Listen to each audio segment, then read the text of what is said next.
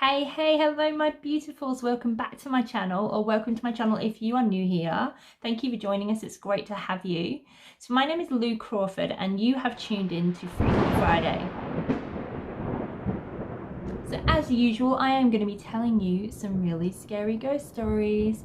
So if that is something that you are interested in, that you want to get scared out of your wits, then by all means feel free to stay tuned in and let's get on to it.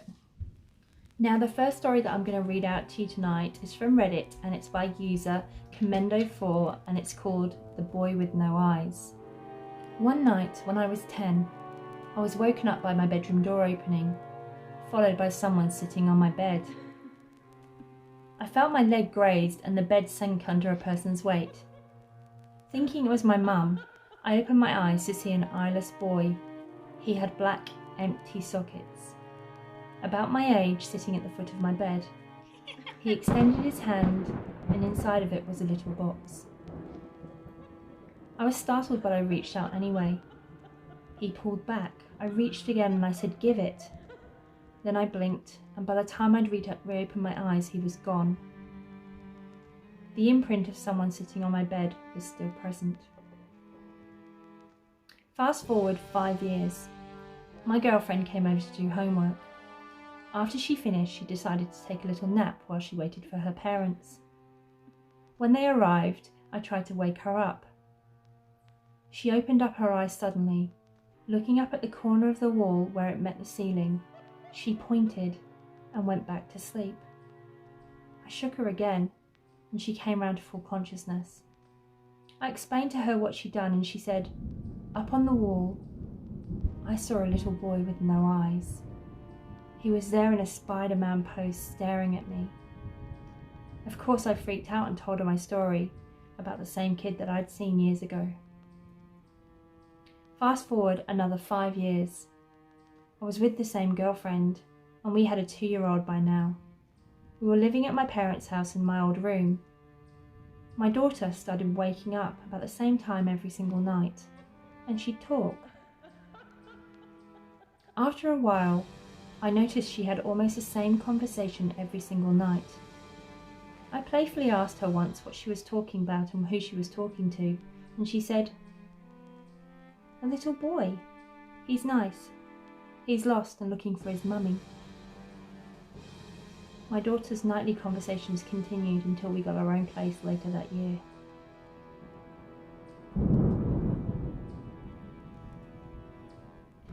I had so many goosebumps. You probably can't see, but I had so many goosebumps all through that story.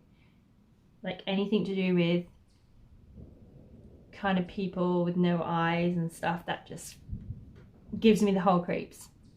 Okay, so let's get on to the next story. Let's have a look what it is. These are the ones that I've read and found the creepiest ones for you. So the next one is another Reddit story. And it's called The Eerie Attic, and it's by a poster called Diggs Doors. A few years ago, I moved into a 1-bedroom apartment in Melbourne, Australia. It was my first time living on my own.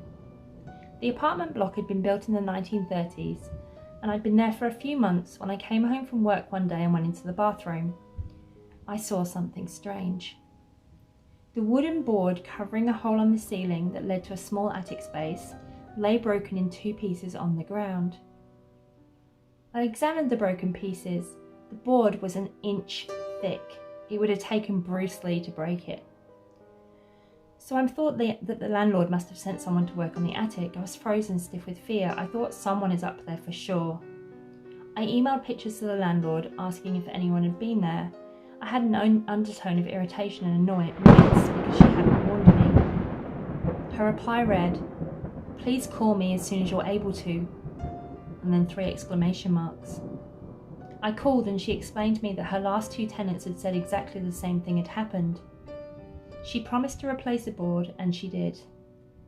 A month later, I woke up one night around 4 a.m. I had literally goosebumps all over my body. It felt like somebody was rubbing his or her hands on me. Everything was silent, but then I heard this sound coming from above my head. It was like a dragging sound, like someone pulling a sack of potatoes. I was frozen stiff with fear. I thought someone is up there. There was no way that an animal could make that sound. After about 5 minutes, I managed to work up the courage to turn on the light and walk to the bathroom. I was armed with a cricket bat. When I looked, I saw that the new board covering the hole was broken in two again. I felt so sick. The dragging sound had stopped, but I heard something else. Whispering. The sound was clear and was coming from the attic. It sounded like children's voices, and I could hear one sentence repeated over and over. It's your turn. It's your turn. It's your turn. It's your turn. It's your turn. I switched on every single light in the apartment to make things feel normal. It was 5 a.m. and it was still dark outside. I watched TV to try and unwind, then a fuse blew. My pet budgie Dexter, whom I kept in the kitchen, usually never made a sound at night. But he started squawking really loudly like he was being strangled. I'd never even heard him make those sort of noises. It was like he was screaming. I grabbed my car keys, I ran out, sat in my car and waited there until the sun came up. When I saw people out and about walking their dogs, this comforted me enough to go inside again. The front door was open, but that was okay because I thought that I hadn't closed it anyway when I ran out. I went into the kitchen to check on Dexter, and he wasn't in his cage. I felt sick again. All of my windows were closed, so I looked everywhere inside. When I walked to the bathroom, I heard splashing. Dexter was half drowned in the toilet.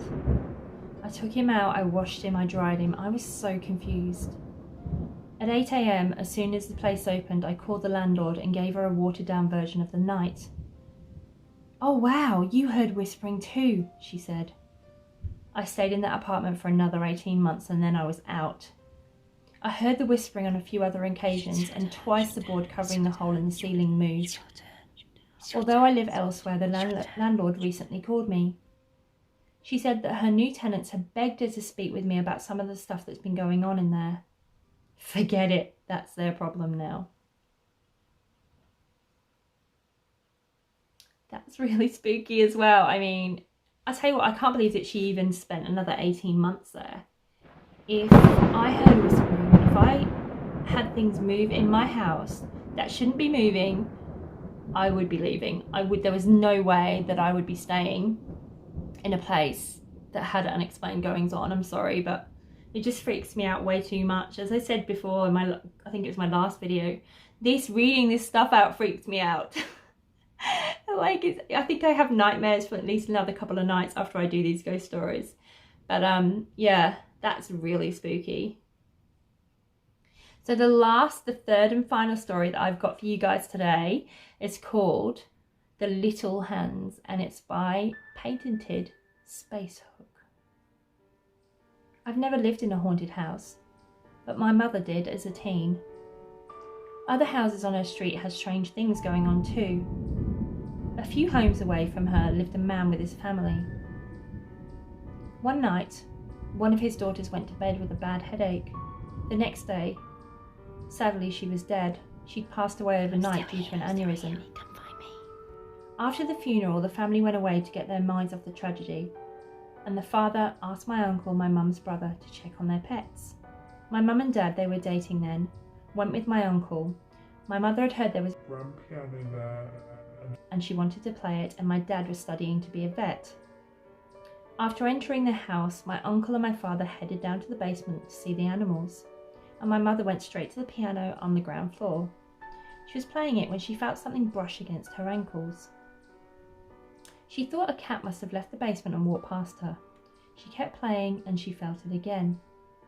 She looked under the piano and she saw nothing. When she started again, she felt a hand clasp on her leg and grabbed them very lightly. She dashed to the basement door, called my uncle and father and waited for them.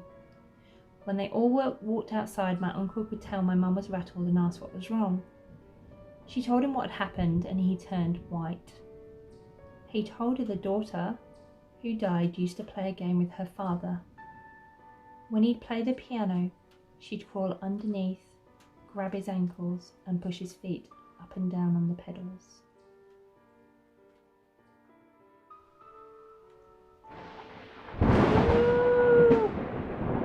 Wow. So those are your 3 ghost stories for today.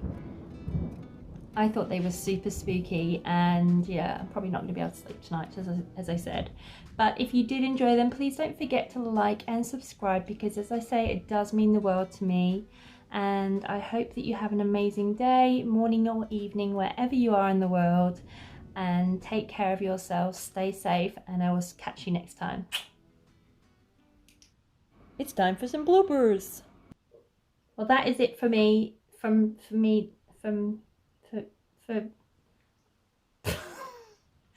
That is it from me today. She was dead. Sorry, I just thought I saw something really spooky. Why am I? I'm seeing things now. Oh my goodness. Anyway, sorry. Back to the story.